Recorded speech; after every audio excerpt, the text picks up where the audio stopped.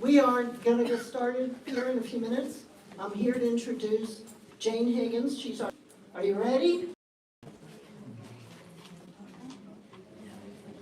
Again, we are the Florida Native Plant Society chapter, Conradina chapter, and we are hosting this today to provide you with more information for our garden tour.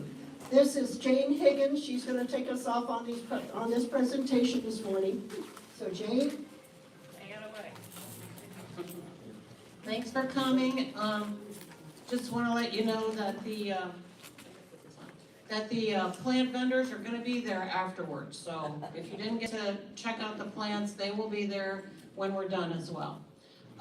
So another thing I wanted to say before we get started, if you put your questions till the end, we are going to have a panel at the end to answer lots of questions that you may have. At least one of the panelists is one of the plant vendors, so very, very knowledgeable. So we're going to get started. Thanks so much for coming. I was going to ask how many of you all attended the Tuolumne presentation last month. Okay, great. So you know me, right? So I've been in Florida now for about 50 years. I've got a Florida Native Landscape. Neither Lydia or I had this fabulous book, but we pretty much loosely followed the steps and somehow ended up in an okay place. But just wanted to let you know, that book is for sale here today in the back room. It's $20. We're not talking the book so much as it's an excellent resource to get started. So this presentation is loosely based on that. Obviously there's more information if you were to actually get the book. So first off, we're going to start with a huge thank you to the city of Satellite Beach. How many people here are from Satellite Beach? Okay, well you all are a very special crew because I got to tell you, your sustainability board knocks it out of the park compared to the other cities. So if you haven't had a chance, go on to the website and look at their sustainability action plan. It is awesome.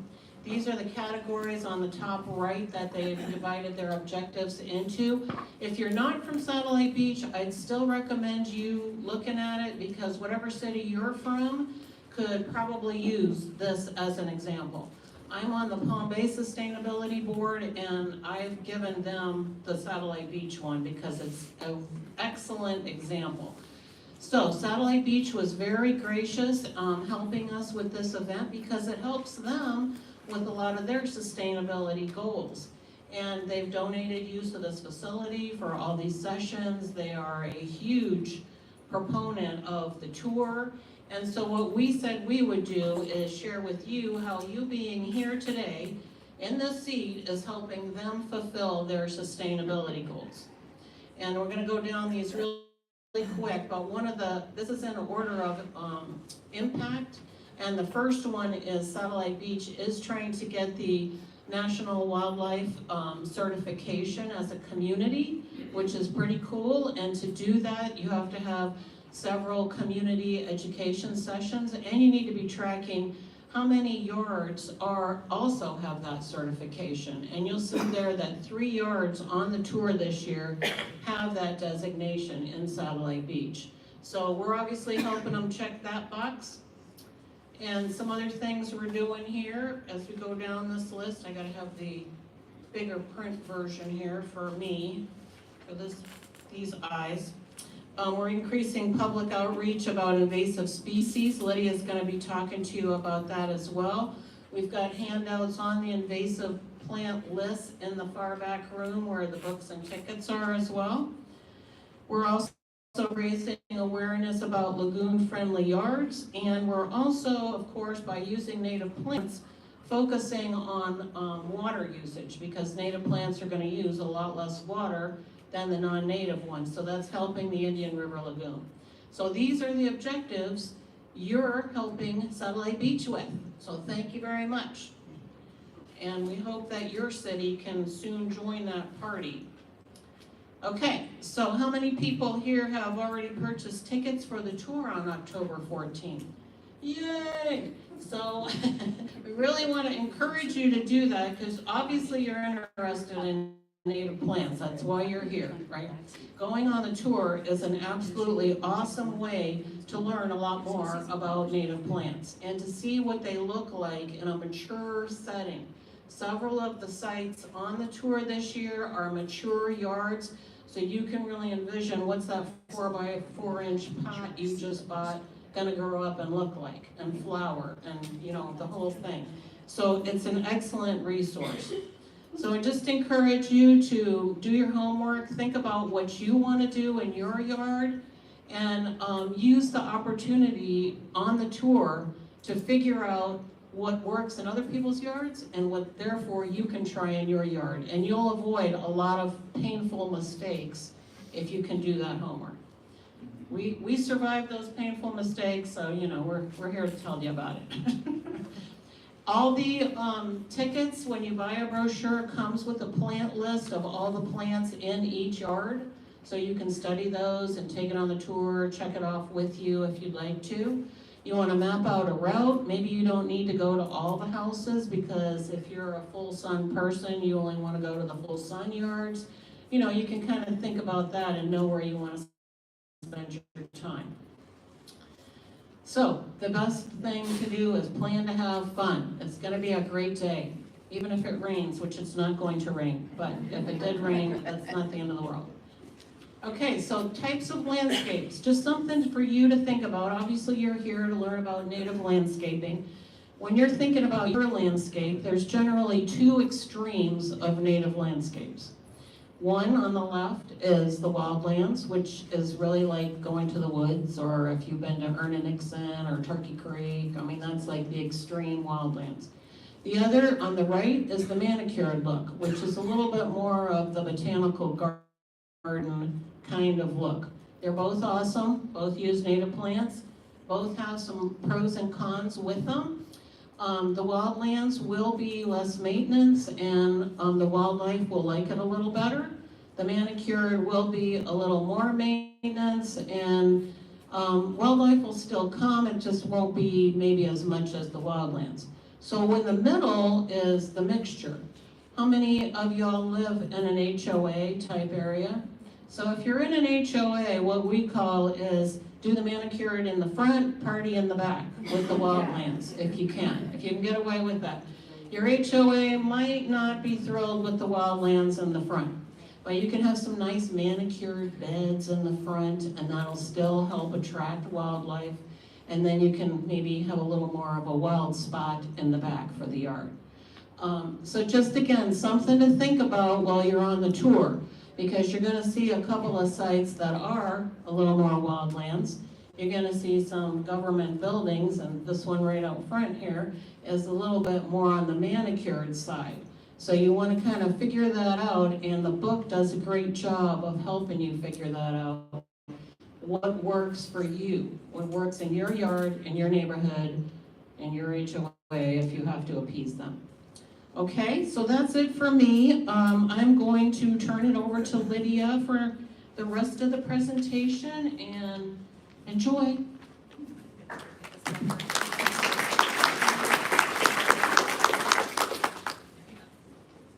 Hi.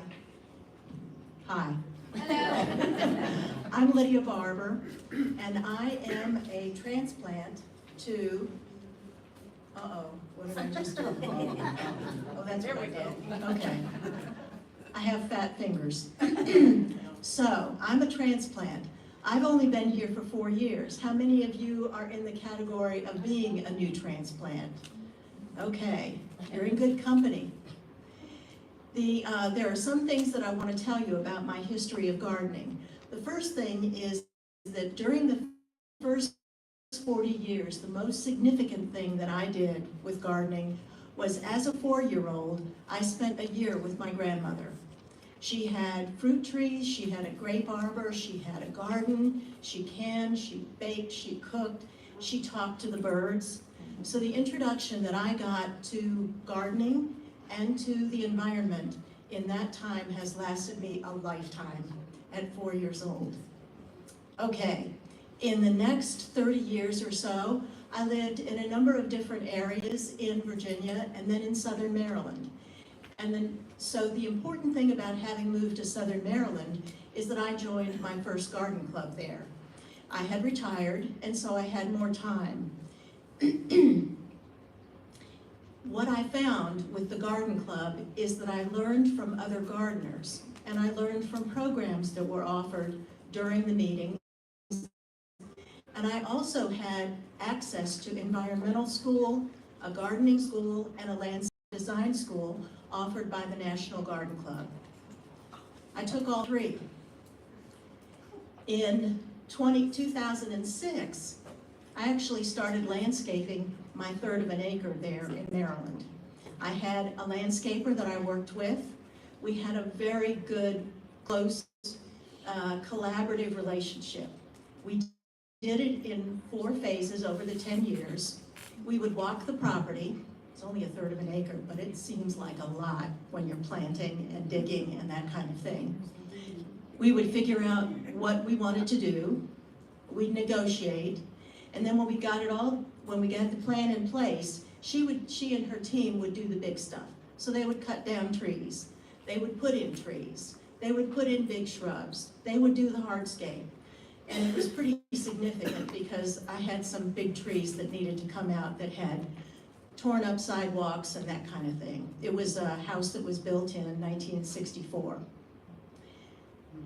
At the end of that time, I found Doug Tallamy's Bringing Nature Home. And I got interested in native plants. And so I started introducing native plants into that landscape because until that time, they really weren't on my radar. I was an ornamental plant person. We decided at the end of that time to move to Florida. I have joined 2 more garden clubs since then, so I now belong to 3.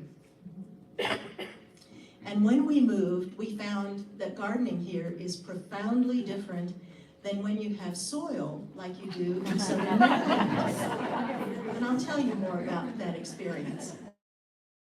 And at the end after we moved, at the same time we moved, then I found Doug Tallamy's Nature's Best Hope. And so my interest was to create a sustainable native landscape in Florida with a mixture of manicured wildlands. So I envisioned this grass that you'll see in a minute turning into beds of native plants surrounded by paths of grass. So this was my vision.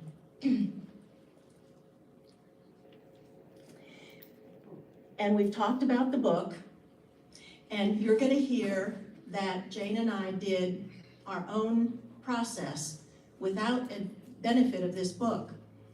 And what this book will do for you is the 70 years that was my learning curve. Hopefully it will help yours shorten a little bit. Now I'm going to tell you about some of my experiences in gardening in Florida. I'm going to talk to you about 1,000 people a day moving to Florida, my landscape planning, tell you about invasive plants, talk about solarizing, I'm going to show you 2 of the efforts that I did. The first effort and then creating a wildflower meadow and lessons learned for both of those. Okay, 1,000 people a day, this is what you've heard, that 1,000 people a day are moving to Florida. Okay, well, I actually looked at the data before doing this presentation. And what I found is that from 2022 to 2023, Florida's population increased by 500,000, meaning it actually increased by 1,370 people a day. Okay, that equates to more than 500 new households needed each day. Each day. That's just astounding. Many of those homes are going to be single-family homes in our neighborhoods, and that's what the progression looks like. So you look at a lot one day, and it is filled with wonderful native wildlife and plants, and 2 days later, it's been totally stripped. It is now devoid of that wildlife. It's been evicted, and it's devoid of anything that would support the wildlife. And then what happens, and this is my yard. This is my yard as I found it in 2019. This happened in 1991 to that yard. And in 2019, it still had nothing. Ugly grass. I'll tell you more about that in a minute, but it was personal for me. We live in Palm Bay, and we live off of Eldrin Boulevard, if any of you know where that is. There's a 2-mile stretch between two parts of that road. And in the 4 years, and that was developed, I have seen over 50 lots have that happen to them. 50 in 4 years. I mean, it's just amazing. So it made me really sad once I saw it to know that that's what happened in 1991 to let me come live in Florida. All the wildlife was destroyed. So I feel a personal responsibility to do what I can to change that so that it will support wildlife again. And I'm doing this guided by Talamese steps. Okay, shrink the lawn, well, that's what I want to do. Remove invasive species, I'll tell you more about that in a minute. Plant keystone genera and other plants. The keystone plants are the ones that produce have the most support for caterpillars, which Jane talked about last month. So they provide support for the birds and the other wildlife. Network with friends and neighbors. Okay, I have a friend who gave me about 1/4 of an area that she had planted with northern spider lily, which is a native. It's a native. There was enough in that pot that she gave me that I gave 3 to every one of my neighbors. I gave the rest to Garden Club members, and they're thriving today. So it's important to work with your friends and neighbors. And then to reduce fertilizer and pesticides, I don't need to tell you about that because you hear about that all the time, right? Right? Reducing fertilizer and pesticides. Okay. So this is what we found. That's what that looks like on a drawing. And this book tells you to figure out what you have, what you're facing, what your yard contains, so you know where to go from there. So this is what we found in 2019. And you can see where it says, where it shows the fence. Let's see if I can do this without turning it off again. There's the fence. Well, that's also electric lines. Electric lines all around there, around there, around there, and then across the street to my neighbor. So I don't have a lot of place to plant trees, so there's no shade. Also, I have a lanai and I have septic. Again, it reduces the opportunity to have trees. So when the sun comes up in the morning, and that's the front of my yard, don't do this, Lydia. The front of my yard, oh, I did the wrong thing. Back.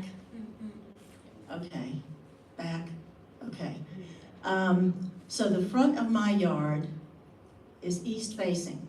So when the sun comes up over their house, I have full sun all day long. It doesn't go away until it drops behind this row of palms in the back and really across my neighbor's house. So it's full sun. Well, full Florida sun is not something that I've experienced in other places. And you know, those plants that say they're good for full sun, if they're not native, they won't deal with full Florida sun, believe me. They won't survive. Okay, I also have swales. I have swales here along that. I have swales on this side, and I have swales in the front. And they're important because it means my house is raised up. So the house is raised up, and we have swales between the houses and between us and the road. and that captures the water. Because guess what? When it rains, does the sand absorb the water immediately? No, it does absorb it eventually, but I have water in my swale in the front now that I've had since we got over 8 inches of rain last week because it's continued raining. So I still have water in that swale. So it's important to have that. And they're on my property. I mean, they're on my plat, so I have to protect them.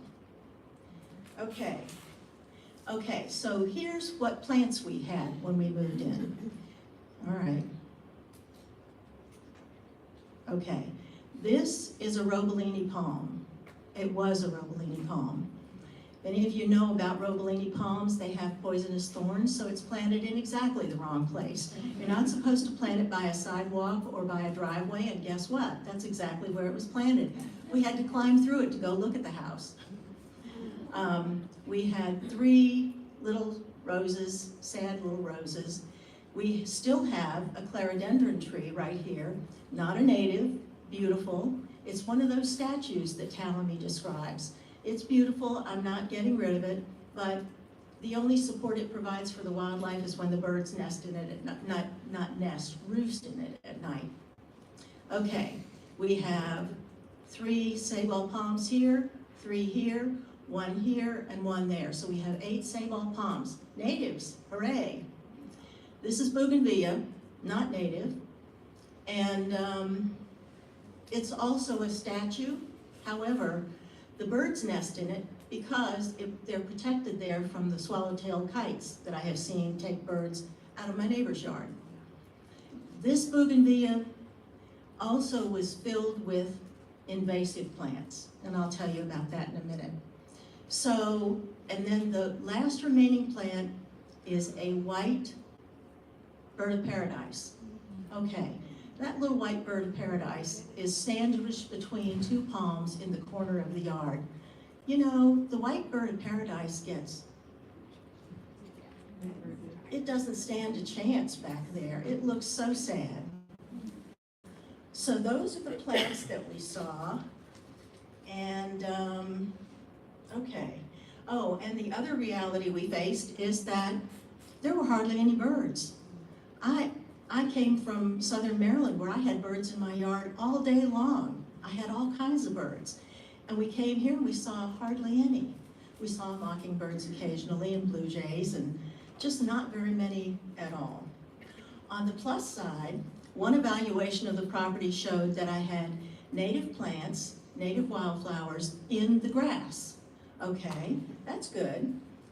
And so I had Portulaca pilosa, I had common fan petal and frog fruit in the grass itself. So that was a good thing.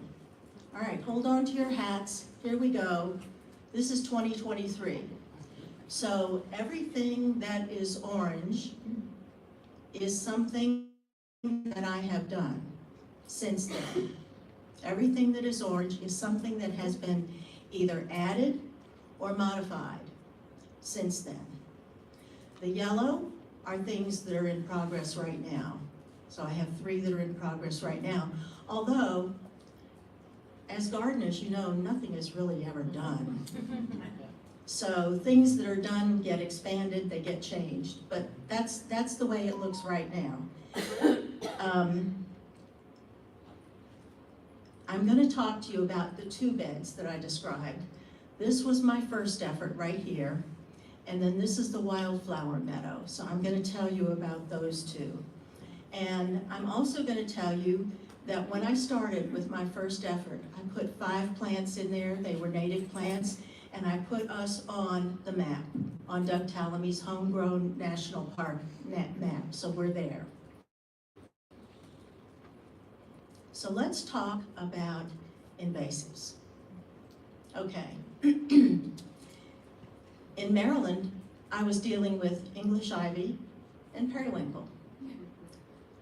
So I came here and I got a hold of the invasive plant list that was published in 2019 by the Florida Invasive Species Council, and there were 167 invasive plants on that list, on those 2 lists.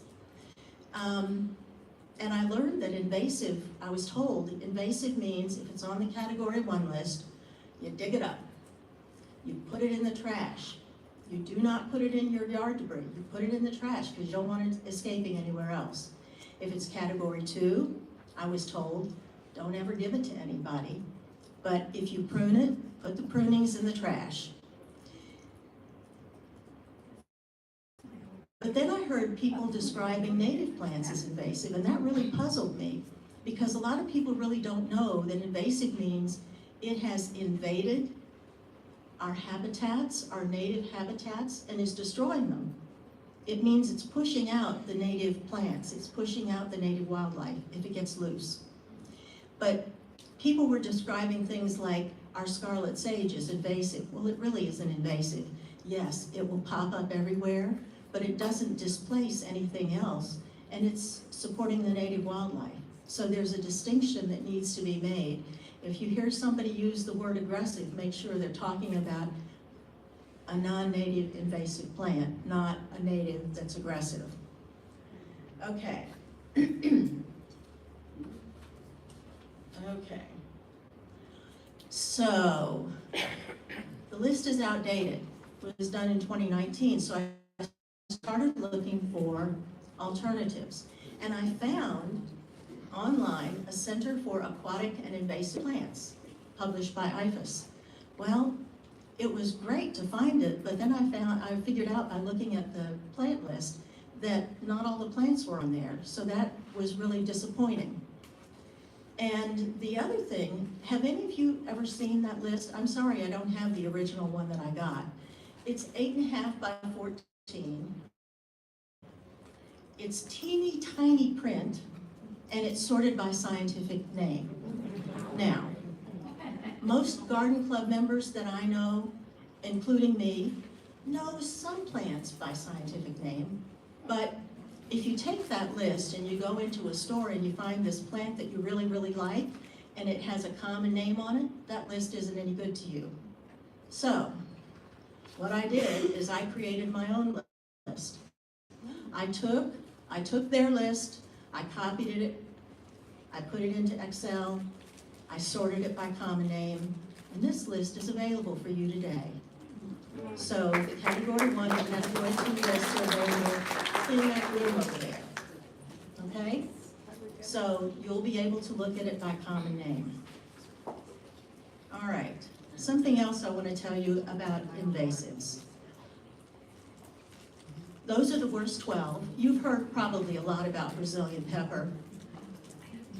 Have you heard that heavenly bamboo is also a Category 1 invasive? Do you know what it is? Do any of you have it? Nandina is also what it's called? Well, it was a big plant that we used in Maryland, and I've seen it elsewhere. But the berries that the birds eat have arsenic in them. And if they eat enough, they get sick, and if they eat even more, they die. So it's really bad for native wildlife. You all have seen lantana. Lantana is invasive. I had one pop up in my yard one day, who knows from where. And when I finally dug it up, because I understood what it was, the root was this long. And who knows where it came from, probably a seed. And then here's some more. Do any of those surprise you? Asparagus fern, bottlebrush, lava, orchid tree. My neighbor has a beautiful orchid tree that she is so proud of. Queen palm, staghorn fern, wax begonia. So these are all things that are on that list. So you need to become familiar with the list, which is why we've made it available for you today. And the other thing is that when you look at the list, you're going to see things that say that they're invasive in South Florida rather than Central Florida. Well, guess what? It's getting warmer, isn't it? Well, things that are growing in South Florida are growing in Central Florida. So you need to be careful about even the ones that are invasive in South Florida. Okay, one more thing. Telling the difference between a native and invasive can be really hard. On the left is the native blue, oh shoot, Lydia, punched the wrong button. I did. Okay, oh, and also I said, okay, thank you. Okay, see if I can do this. Oh, Get you there. no, keep going, keep going, go, go, go. Okay, okay, there we go. Perfect, thank you. Rescue. All right, so the one on the left is the native blue porterweed. The one on the right is called nettle-leaf porterweed, and it's on the Category 2 list. It should be on the Category 1 list, and I'll tell you why. But guess what? That one's sold by the big box stores as blue porterweed. So how do you know the difference? Okay, if you have a porterweed that is only a foot high, you've got the native. And you use it as ground cover. If you have a porterweed that gets up to 5 feet tall and you use it as screening, you've got the invasive. And I've been told that that invasive is now hybridizing with the native. So what does that mean for our native porterweed? I don't know. It's probably not good. So it's important to know what you're getting. And if you're getting a blue porterweed from a big box store, I wouldn't do it. I wouldn't do it. And there are lots of people who will tell you the native. Okay, and the invasive one is one of the ones that was not on the aquatic list, which is one of the reasons that I was really talking about that. Okay, have you heard enough about invasives? Okay, let's talk about getting rid of that grass. There are lots of different variations of how to get rid of the grass. I've heard lots of different advice, and they're not all the same, but they all say, or any chemical thing to get rid of what, because it's not good for the environment. It kills everything that is needed in the soil. So you just don't want to use that. And guess what? It's carcinogenic. Okay, so when I start, I measure the area that I want to create a bed in. I have all of my materials on hand, the edging I'm use, the cardboard I'm going to use, and the mulch I'm going to use. I have been most recently using landscape timbers and spikes as my edging, but I have also used wine bottles. I've used a hardwood edging. I've used bamboo. But right now I'm pretty much using the landscape timbers and spikes to hold them together and hold them to the ground. I use cardboard. I get it from Publix. They're very happy to give it to me. And I use 3 layers, at least 3 layers of cardboard, overlap it so that there is absolutely no dirt showing. And then I use shredded hardwood on top of that. So the process then is to weed or mow or weed whack the plants to the ground. And with my grass, I've found that I have to actually dig some of it up. So it's not necessarily an easy process, but it's one worth doing. Put down the cardboard, overlapping as I said. Lay the timbers on top of the cardboard. The first bed I did, well actually the second bed I did, I put the timbers next to the cardboard, and the grass grew right up between the timbers and the cardboard. So I had to start weeding almost immediately. So now I put the timbers on top of the cardboard, secure the timbers with spikes, and then I mulch. And then you wait. You wait for 3 months. You're supposed to wait for at least 3 months while everything gets killed under that cardboard and mulch. So what do you do during that 3 months? Uh-oh, that's not where I'm supposed to be. Oh, well, okay, maybe it is where I'm supposed to be. Okay, this is my first effort. So those are those 5 plants that I described to you. This is the, oh shoot, Lydia? Okay, there is the south side of my house, completely bare. So I planted 5 plants in 2019, and this is where I got my first lessons about planting in Florida. Planting in sand. So I was used to digging a hole, putting the plant in, and then watering it. Well, here, the sand just laughs at you as the water runs off. So I figured out that I need to dig the hole, put in the water, let it soak in, put nutrients in if I want them, and then put the plant in, and then it will be okay. I also learned that those little plants will not survive a weed whacker or a mower.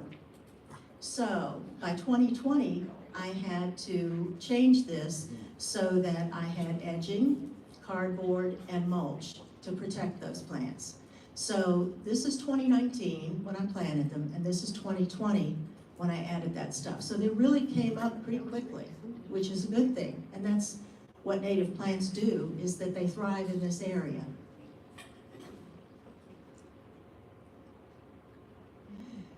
This is what it looked like by 2022.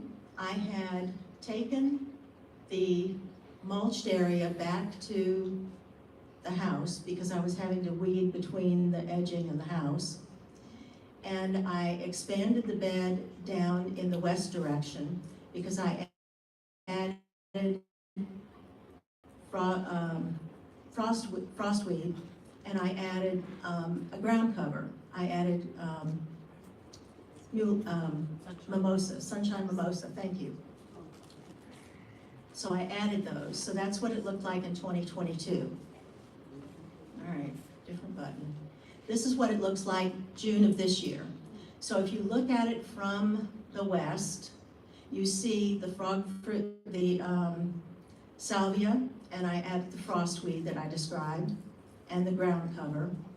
And the thing about this is that these plants are in front of our window that is our living room. So we can see birds, butterflies, bees, all day long on these plants. That has made such a difference in such a short time. Looking from the east, you'll see coontie, and then 2 of the firebush. They're not doing quite as well as the 3rd one did, and that happens. Some things don't do as well in spots as others. They suffer because of the exposure they get in our yard, they suffer when it gets really cold. And the other 2, well, I think they'll get there, we'll see. Okay, so that was the first effort that I made. The second effort was a wildflower meadow, and that's in front of the house. The inspiration for the wildflower meadow was a garden club presentation that I heard made by Skip Healy, who talked about how to go about creating a wildflower meadow. He talked about solarizing. He talked about planting grasses in with the plants that you want to have in there with the blooming plants. And he talked about making sure that you had something blooming all year long. So that was the inspiration. And so I did some research to look at, and what I found is, the first thing I found is that I needed to call and have the ground looked at for, oh come on, Lydia, say the word. Underground utilities. Yes, thank you, thank you. And that orange line there represents AT&T lines that I had no idea were there. So what that says to me is I can't have it below, I can't have it down that far. So I planned a bed that was 24 feet by 4 feet to go in that area. And I continued planning by looking at what I would like to have planted in there. And I took advice about mixing grasses, so you'll see that there are some grasses in here and plants, and I also used the landscaping training that I got from the National Garden Club course I attended that talked about repetition. It talked about repeating things, repeating color, repeating texture, repeating things in your yard so that it draws your eye from place to place. So what I decided to do is create a mirror image. So you'll see Waxahachie grass here, Waxahachie grass there. You'll see a button sage here and here. So everything is repeated down to the middle. And I did the research that showed me what the height and width of each of them was going to be. I looked at when their bloom period was. Fragrancy really didn't matter after all, but I was going for something that would be in the pink range, so pink with other colors scattered in. So that was the plan that I put together, and I got input from Tim and Anna about that plan. They made some suggestions. And then I started working. So this is the bed. This is the bed where the cardboard was laid down, and then the timbers were set next to it, and then it was mulched. So that's that bed as it existed in the beginning. And then these are all the plants that I bought. I just didn't wait 3 months to plant them either. So that was another lesson learned. You really do need to wait for solarizing to work. But those are the plants that I bought, and there were flags here representing things that I had ordered that were not there yet. All right, this is what it looked like in 2022. And there were so many bees and pollinators that visited the horse mint, and you can see that I also had another bed over here by then of dune sunflowers, and that had goldenrod in it. The variety was stunning. It was absolutely stunning to see the number and the variety of bees and pollinators that visited that in that short period of time.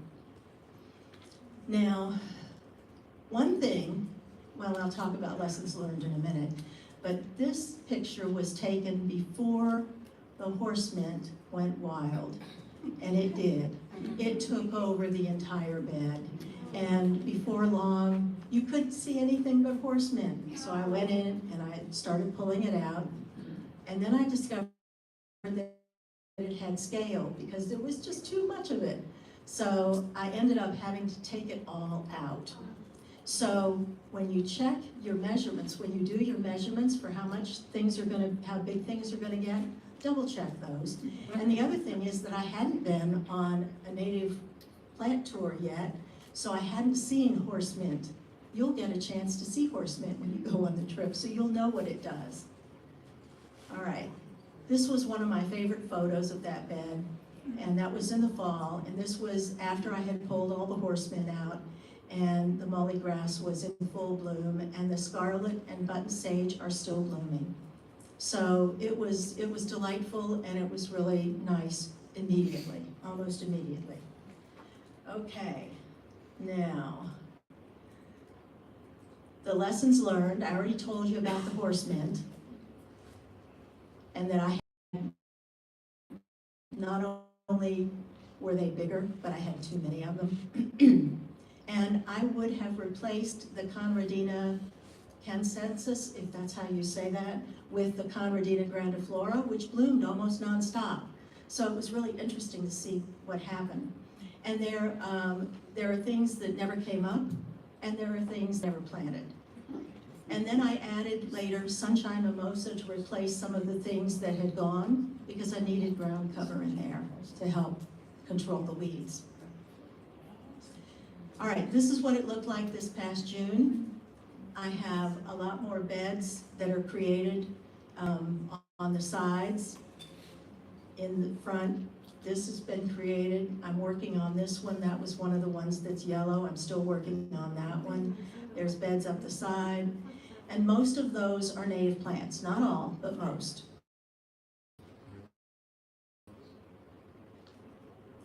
Okay, I'm gonna say that's almost all, because there are a couple of things I want to say to you. I heard somebody else give a presentation on Friday at a garden club meeting, very similar presentation. And she had something I thought was really good to say, and that is that she had recently read a book called Requiem for a Lawnmower.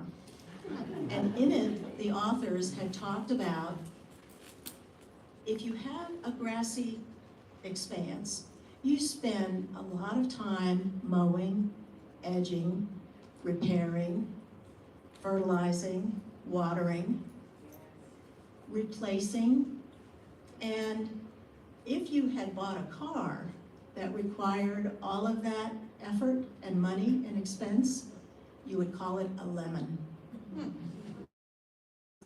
So I thought that was really, really a good way to view all of our grassy lawns that require so much of our time. Okay, now, there's one more thing, and that is that we have a list. You've heard us talk about a number of different things today. There is a list of references, resources that you have available to you. That list is also available in the room over there. And, oh, I'm beyond 5 minutes, Jane. Okay, all right. So what we're gonna do is we're gonna turn this over to a panel.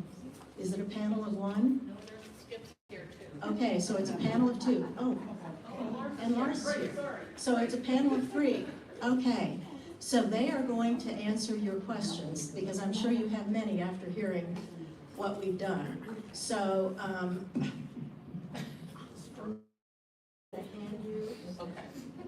Okay, let me introduce a couple of our panelists. Introduce Lars because he's here first. Lars is actually on the tour this year. Very enthusiastic native plant gardener, and what I especially love about Lars is his wildlife photography. He's done an awesome job tracking the birds that have come through the yard as a result of the native plants. So we thought he would be a great addition to the panel. Skip is coming in. He's out here with the baby, so that's gonna steal the show for sure. But Skip, whenever you're ready, Skip runs, Landscaping company. yeah, Change of Greenery. Skip's with Change of Greenery, and Where am I going? come on over here, and who's this super junior gardener with you? This is a Nona. So we're just gonna have you stand, we don't really have a place to sit, so, yeah. And then also coming is Tim and Anna from Native Butterfly Flowers, who are selling plants out here as well. So we're just gonna pass the microphone around so that Jamie can get this on her live streaming. But if anybody have any questions for this august panel that we have here, don't be shy. Yes, ma'am. Actually, it's a question for Lydia. So when you put the cardboard down, you never take it back up. You just put the mulch over it and it just disintegrates and you keep it under there? it does, it goes away. Yep. But I would like to also have Tim talk about the solarization process he uses that we're gonna use at, the Palm Bay Native Garden. Okay, because we covered cardboard here, but. Okay. So we've been using thick woven weed mat to. Introduce yourself and the name of. Oh, my name's Tim Harrison. Run a nursery, Native Butterfly Flowers in West Melbourne. We're open 4 days a week. Okay, so we kill grass and weeds by solarization, and we use a black woven weed mat to do that. We'll leave it down for 6 to 10 weeks, depending on what we're trying to get rid of. St. Augustine dies really easily in about 6 weeks, if it's hot. So you need some good sun to cook it well, and then you just take up the weed mat once it's dead, and it's crispy brown. No yellow bits or anything. If it's yellow, put it back down. But if it's nice and brown, then you just plant and mulch right on top of the grass. You don't have to rake up the grass, you don't have to do anything like that. We've been doing that for about 8 years, and it's working really well. There are some tenacious species that might be mixed in with the lawn if you're trying to kill it, such as torpedo grass and nutsedge. Those, if you can, leave it down longer. In dry yards, we've had it down for about 7 to 8 months, and it did pretty good on torpedo grass. It still pops up a little bit here and there, but that was a long time to leave the weed mat down.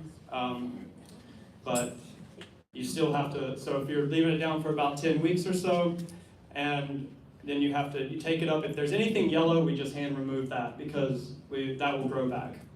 So you want it to be crispy brown.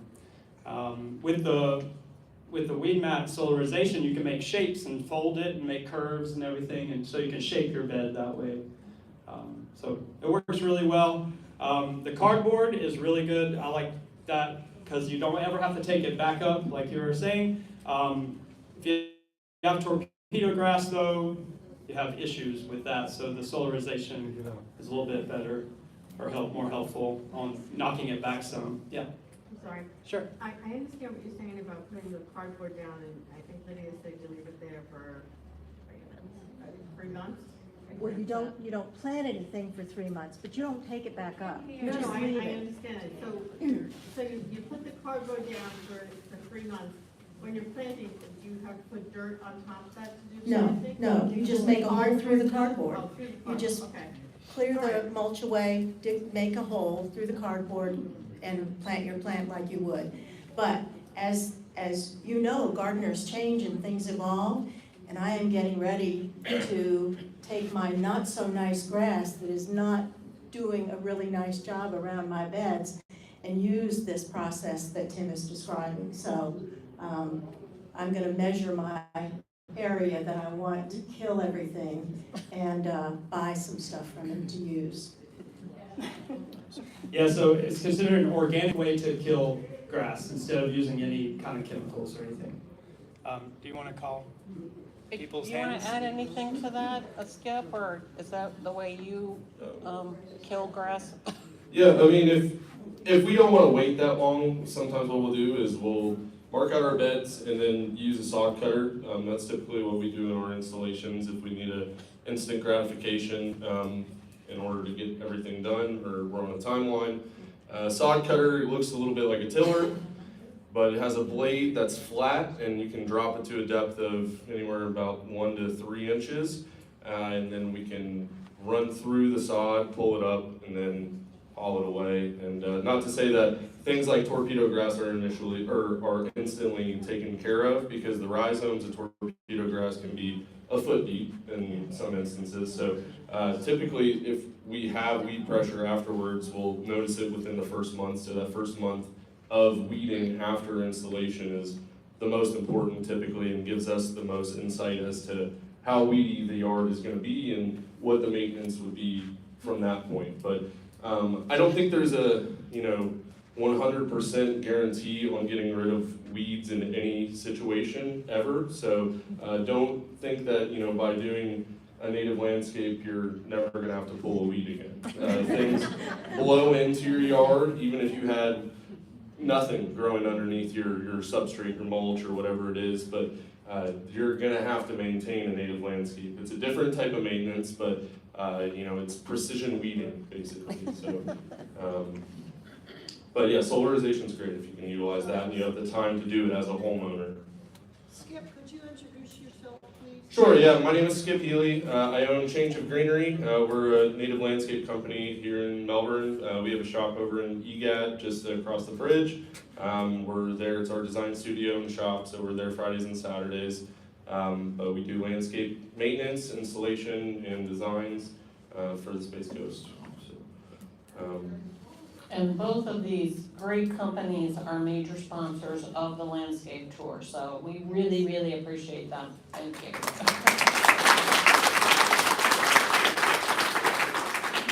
I saw a lot of hands.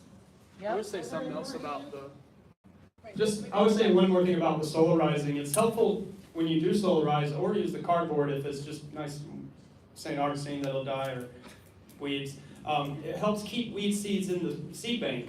You're not flipping it over so much, but it does take a little wait time. Did you want to ask? Oh, that's good. Any other questions? Yes, sir. Hi, how you doing? Yeah, we've been using black plastic, like for solarization. Is there a negative to that, or? I like the weed mat because we can use it over and over again, and it doesn't rip into pieces, and it's porous, so it lets the water go through. And when we pin it around the base of plants, we'll go around trees or other of our plants that are already there. You're not blocking the water from reaching those plants.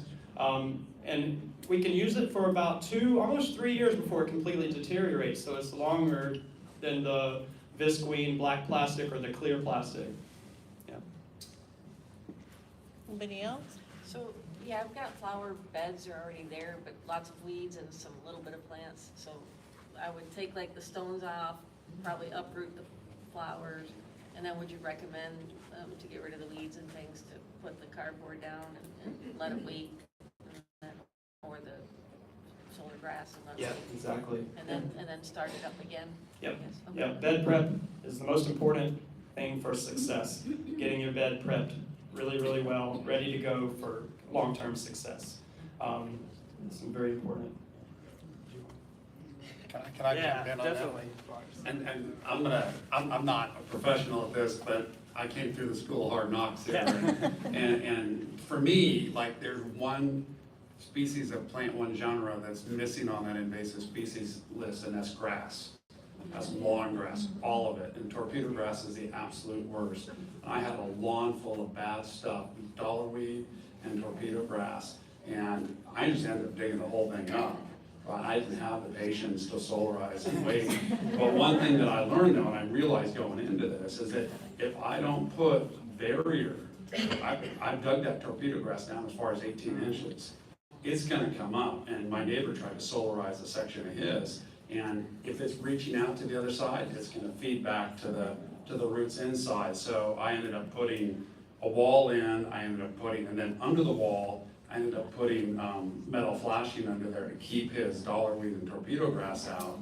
And that's why I ended up stripping out my whole yard, because I realized if I was gonna do a little bed without any kind of barrier, it was all gonna get taken back over again. So, you know, it's like, if you walk around here in front, I love the fact that they put natives in, but look at all that dollarweed and torpedo grass that's invading, and that stuff is so bad that if you leave even like, I've seen like a dime-sized piece sprout back up again, and then you're digging it back out. So I've got all mine out, and, you know, knock on wood here, right, I'm good for another year or so. Yeah, Mary? I have a septic field, drain field, and could I plant native grasses in that area? Anna, you want to?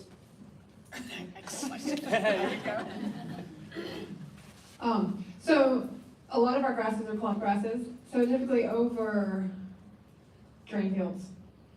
We stick to the shorter rooted things, which grasses are great. A lot of people are looking for something turf-like. And that's more the sprawling ground covers. But if you are okay with having a multi-level, non-flat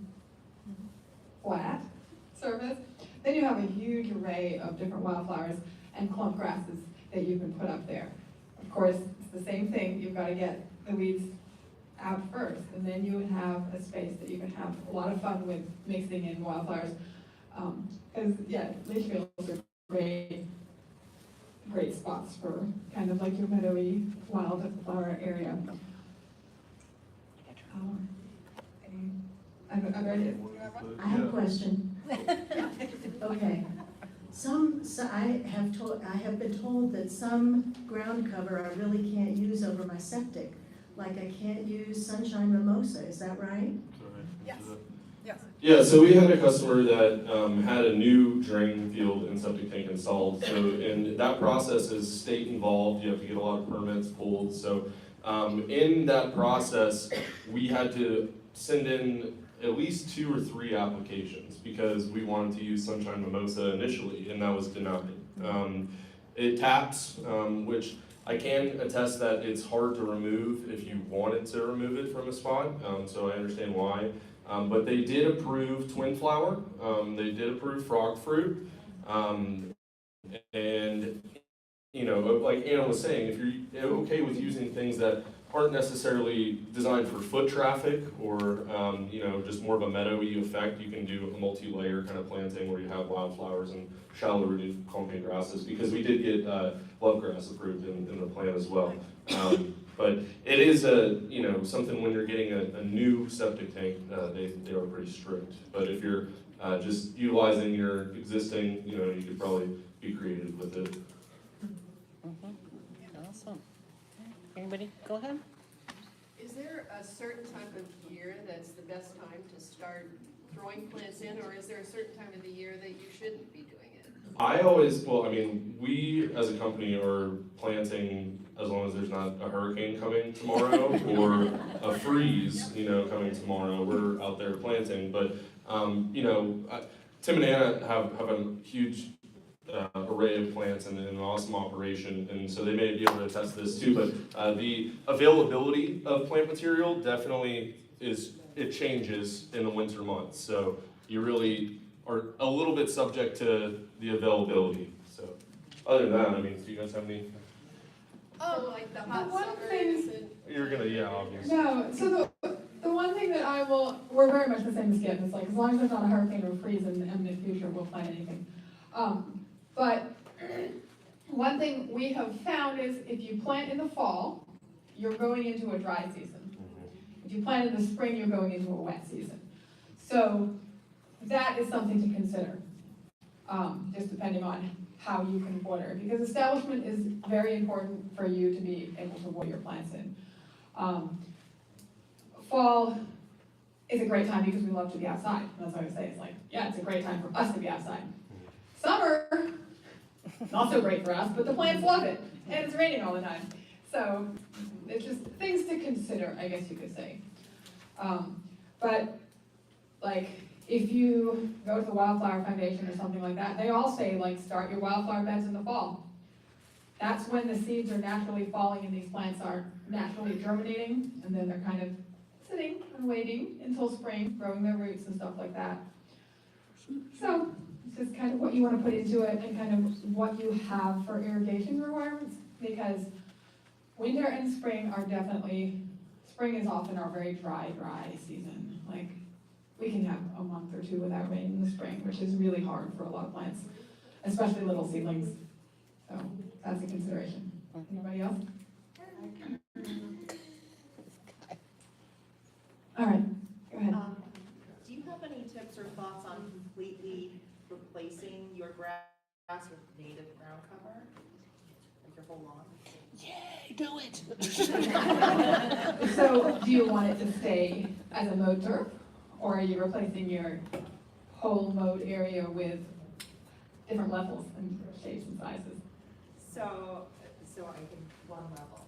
Yeah, like clover, like we were thinking about maybe replacing the grass with clover instead, and like you can like mow down clover so it's not too tall and still maintain an HOA approved.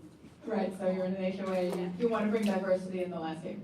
Yeah, so things like frog fruit, sunshine mimosa, twin flower, these are all, and then there's others, there's herb of grace and brown savory, depending on how wet it is.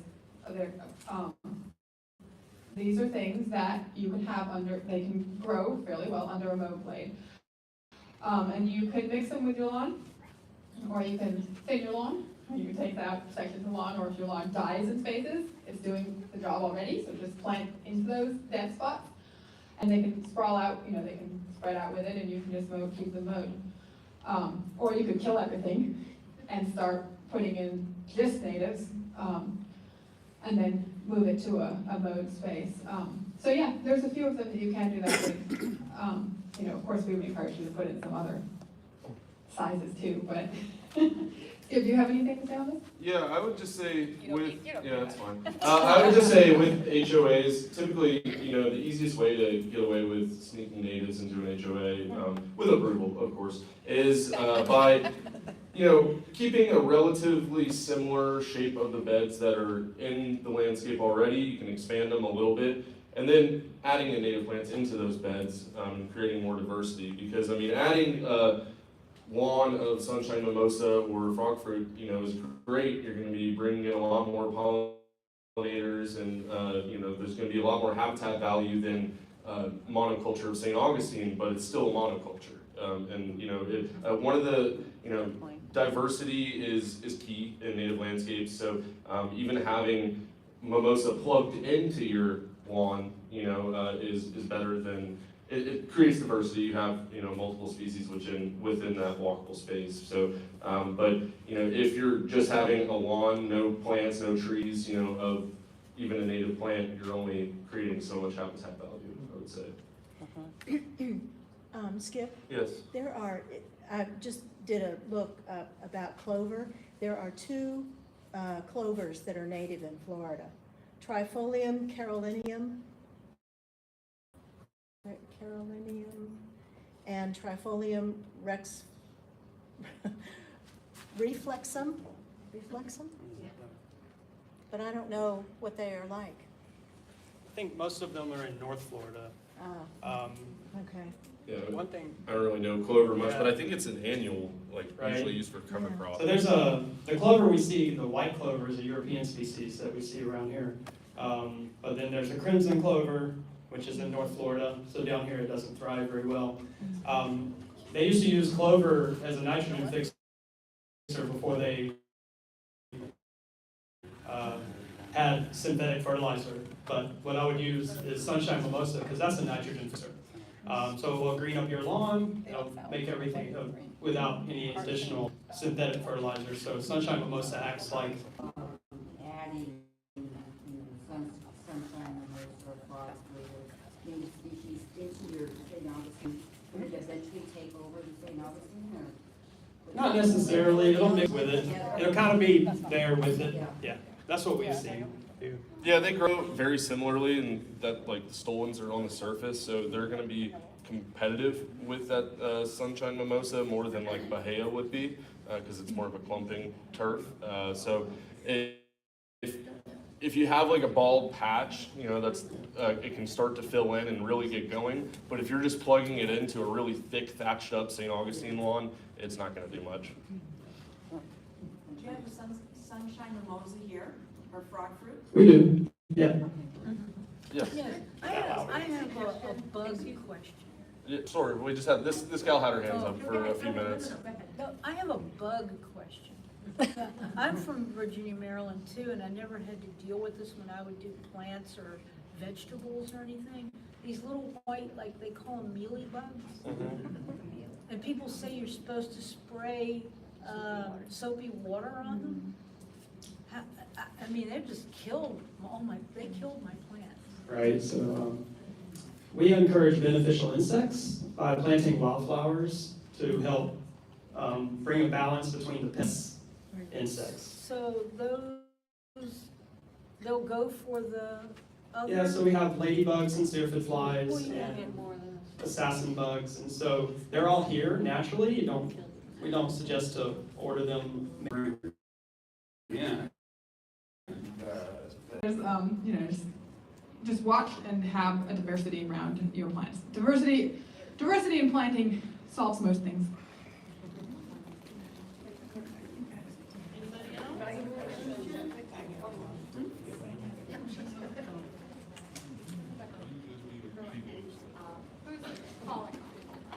You guys call on people. Well, we don't know who they are necessarily, but the lady in the back of the, I was wondering, number one, if there's any predators for scale, and number two, what are like the top best plants to attract those predators? So, yeah, there are things that predate on scale. Ladybugs are one of the best of one of them. Small flowers, because our predators are small. And this is what it comes down to, is typically your small pollinators use small flowers. And so if they're little, they need little flowers. Most of them are little. So having big, giant hibiscus, or, you know, these things that we can see from across the block, those aren't helping our little insects and little pollinators. So little flowers are typically a great predatory attractor, or just pollinator attractor in general. There's a lot. We have a lot of small flowers here because we have a lot of small pollinators. Anybody else? Ideas? And they also have very small mouth parts. And so these flat top flowers such as asters and elderberry, if they can land on top, the flowers they have a very short nectar tube, and they can reach them because they don't have long tongues. They don't have proboscis like the butterflies do. And so a lot of these predators have very short mouth parts and mandibles, so they have to be able to reach the nectar and the pollen. And so flat top flowers that they can land on and walk around on top of. Yes, goldenrod is an excellent one. Goldenrod and liatris or blazing star. Any of the asters are very beneficial. Yeah. Questions? Yes. I've had termites twice. How do I think about landscaping in a manner that, maybe next to the house is wrong or right in that For the regard? termites in your house? The termites were in your house? Yes. Okay. I've heard, I can't say for certain, I haven't done any tests, but Melaleuca mulch is supposedly, full of so many oils and things that it kind of isn't attractive to them. Melaleuca are an invasive species throughout Central and South Florida, and there's more of an industry for it in South Florida where they're processing these trees and making a mulch out of them, but you can find it occasionally in like Lowe's and things like that. But I would recommend a stone barrier around your home if you did a mulch bed, or you can do a bed with some sort of shell substrate and utilize plants that would be in more of a maritime coastal setting that could take a hot white sun on its root base every once in a while and can take the porous elements of shell. How wide of a stone or shell? Well, if you were just doing a barrier, you could do 1 foot to 18 inches or whatever's aesthetically pleasing depending on the size of your bed. Or you could, like I said, use a substrate like that in your bed. You would just have to select plants that could handle those conditions versus a mulch landscape. So stuff that has more of a permanent or semi-permanent footprint. And those types of landscapes typically are best just because wildflowers typically don't want to reseed in a rocky or a shelly bed unless they're a wildflower that maybe occurs on the dune or in a really sandy element. So. Do you think the mulch was bringing in the termites? In one instance, I do. We use a lot of pine straw, and that's really good mulching for the plants. It feeds the plants because they're leaves, and leaves are full of nutrients, and it's not wood. So the wood mulch is definitely, it takes longer to break down, so it doesn't feed the plants as well, and then you could, get mold if it's too thick, or termites. But pine straw or pine needles. It's also very good, on a different topic, for native bees that nest in the sand, to have pine straw as your mulch because it leaves gaps for the native bees that need to burrow down into the sand to lay their larvae and raise their young. It's much better than mulch. And you can always put big clumps of dead wood out in your yard so the termites can go over there. Yeah. Big stuff. I've asked a question. Okay, who hasn't asked a question? Pine bark is great, yes. It's not as good for wildflowers reseeding. It's pretty big, but it's really good for shrubs. And there are different blends of pine bark. You can get it pretty fine to where things reseed pretty well in there. But typically, if you're going to be using pine bark, the larger pine bark nuggets, you can get somewhere 5 years out of them. But smaller stuff is going to break down quicker, and then thus you might want to replenish. Who wants to? Okay, so I have chickens in my backyard. My backyard's kind of wild. Yeah, this would be like everything. But what plants were poisonous?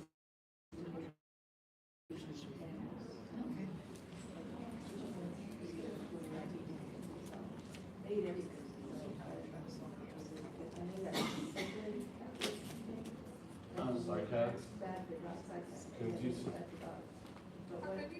Birds seem to be able to eat a lot more than mammals, as far as toxic berries, but I don't really know. She's asking about toxic plants for chickens. Well, like Kunti, the little seeds are toxic. Yeah. Necklace pond has toxic seeds. Coral has toxic seeds, so those are the ones you want to keep away from dogs, you know, if they chew on things. What else is Well, Okay, we'll probably just do one more question before we lose everybody here. one more question, yes. I planted some goldenrod this spring, and it's as tall as you guys are now, and I'm still waiting for it to bloom. Do I still have hope for it Should, blooming? not quite yet, almost. When is its blooming season? Nope, it's the end of October, it's one of the latest bloomers, the goldenrod and the asters are one of the Okay. latest fall bloomers. I thought maybe it was missing something I needed to give it or something. I just need to have patience then, right? Okay, thanks.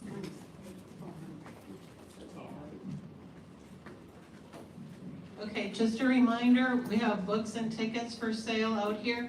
These guys will probably hang around as long as you can keep them hanging around, and as long as this guy's good. So, but feel free to get the handouts Lydia mentioned in the back room. There are hard copy tickets there for sale, or you can still buy them on Eventbrite. We are really excited this many people showed up to learn about native landscaping, and we can tell by your questions that you're going to make a difference. So we really hope you get out there and do that. Thank you so much. Yeah.